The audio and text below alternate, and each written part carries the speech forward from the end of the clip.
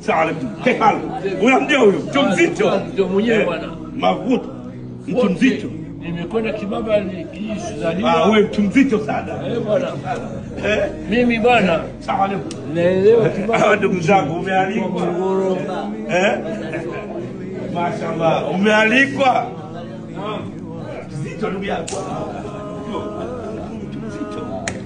Huku tunaangalia Arsenal kama amefungwa. Hapa sivyo? Mashaallah.